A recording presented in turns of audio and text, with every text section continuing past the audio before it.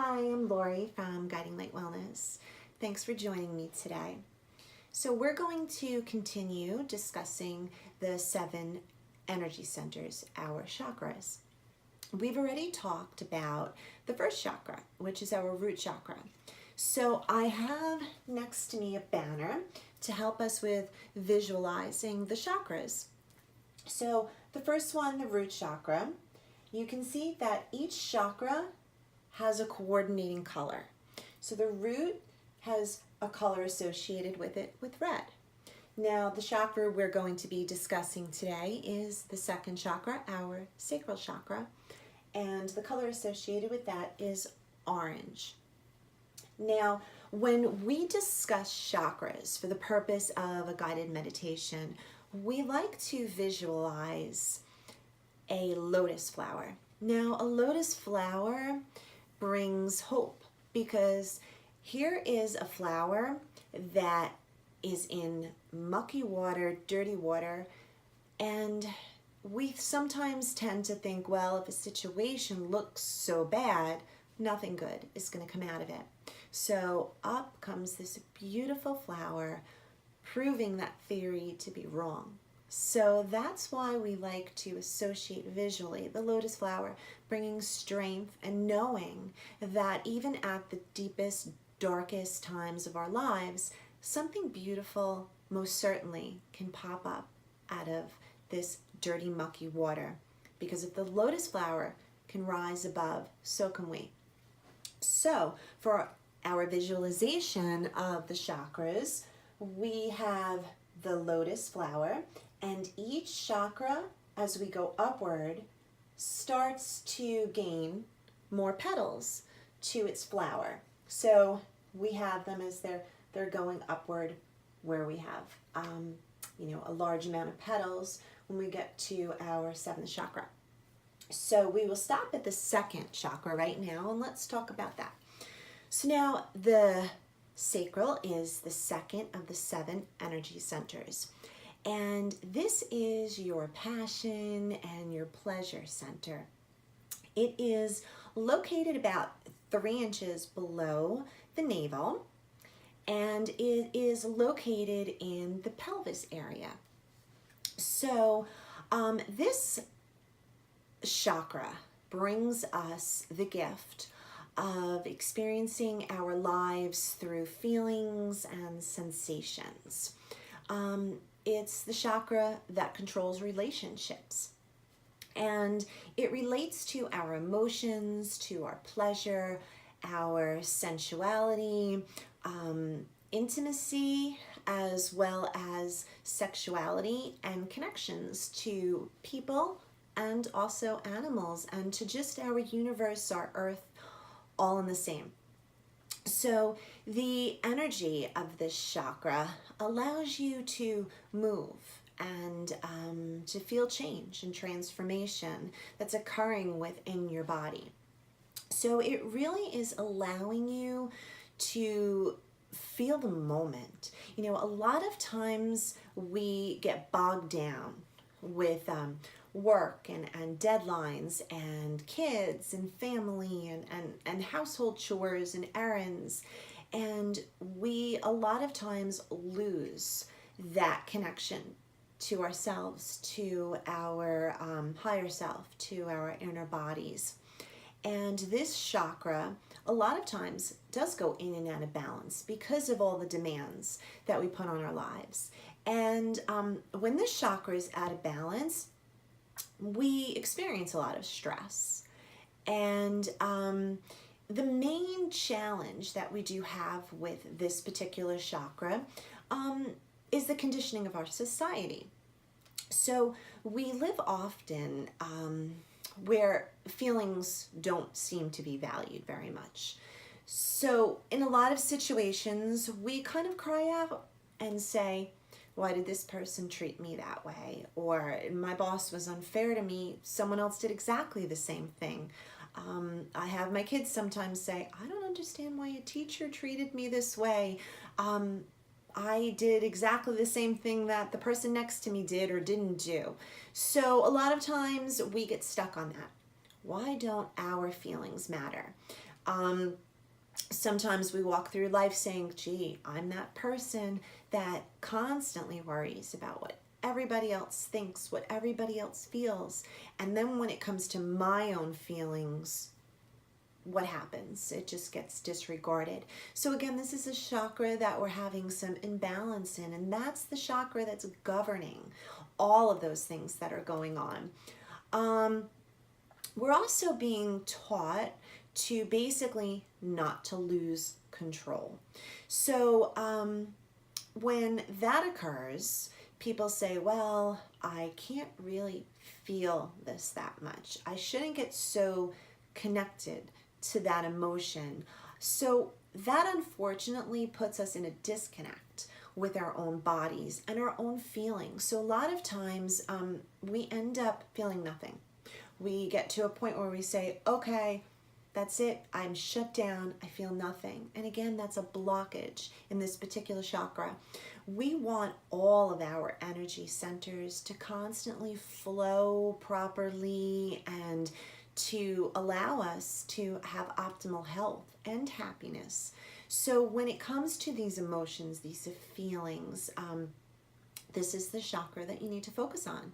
So a good way to do that is connecting to chakra through meditation, which I will be putting up a Sacral Chakra meditation, guided meditation that I hope you'll listen to after this. And be able to visualize this chakra and help and aid in recharging and rebalancing it. So this is also our area of creativity. So everything that we create, whether it's a poem, if you like to diary things, if you can draw, even cooking, baking, gardening. Now we're into spring, and this is a great time to get outside and plants. So instead of thinking of it as a chore, why don't you go outside and think of it as actually benefiting two of your chakras, your root chakra with being outdoors, being grounded, connecting to nature, as well as your second chakra, your sacral chakra, with connecting to your own creativity. So every time we do create something, most of the times we feel proud about it, put the work into it, and don't necessarily, when you do create something, oh, the cake wasn't perfect, it doesn't look great, my drawing's not perfect. Look at what you've created and stand proud in it. Maybe you're not Leonardo da Vinci, or you are not this famous chef, but you need to know that that's your own creativity and you should be proud. So areas of chakras also connect to us not just emotionally, but physically as well. So the sacral chakra basically governs female reproductive organs, the womb, genitals, kidneys, bladder, and your lower back. So a lot of times people will say, they're having difficulty getting pregnant, or I have terrible lower back pain, or I have a kidney infection. So again, realizing this, take a moment and stop and think about your sacral chakra. And think about possibly what's going on in your life that's affecting this chakra, that could be causing blockages, that could be causing this chakra to not be in its full capacity. And think of that and see if it correlates to the reason why you possibly have a kidney infection, or if there's other areas. We always have the ability to heal ourselves. So by constantly keeping our vibration high and allowing these chakras to be rebalanced or recharged, that is how we constantly keep our body healthy. So I also have with me orange calcite. Now, I love to talk about crystals as well, but I'm just going to take a quick moment and tell you, because I picked this crystal to coordinate with the sacral chakra. There's plenty of crystals that coordinate with our energy centers, But I do like calcite, the orange calcite. This one happens to be rough. So this is how it comes out of the ground. So it's not tumbled, it's not smooth. It's just a, a nice, hard, rough crystal. So this particular crystal is considered a stone of light, and it brings vitality, joy, and I like to think of it as kind of like bringing a little bit of sunshine in a mineral.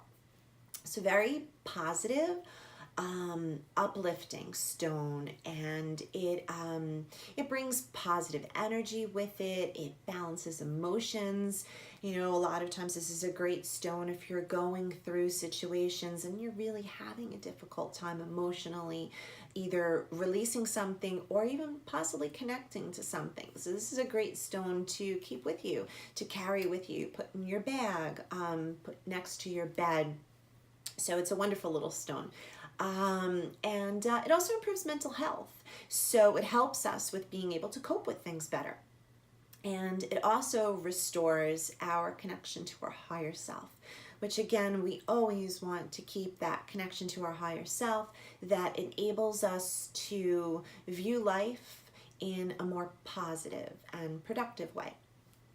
So this stone also wants us to know that life is joy. So just stop, take a moment, and just let that in.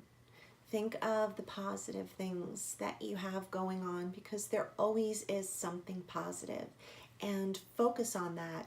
When you're meditating, when you're connecting with your crystals, focus on all the positivity, because what you're putting out into the universe, you're going to manifest. So it's starting with a thought.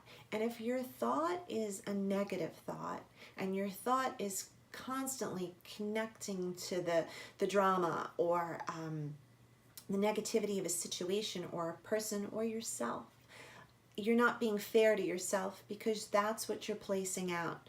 And a lot of people that say to me, Lori, I don't understand. I keep tracking the same type of people that keep hurting me, or failing in particular jobs over and over again, or relationships. What do I do? And it's very simple. It's putting your positive thoughts out to the universe and focusing on those and only those, and just allowing yourself to release the negative ones.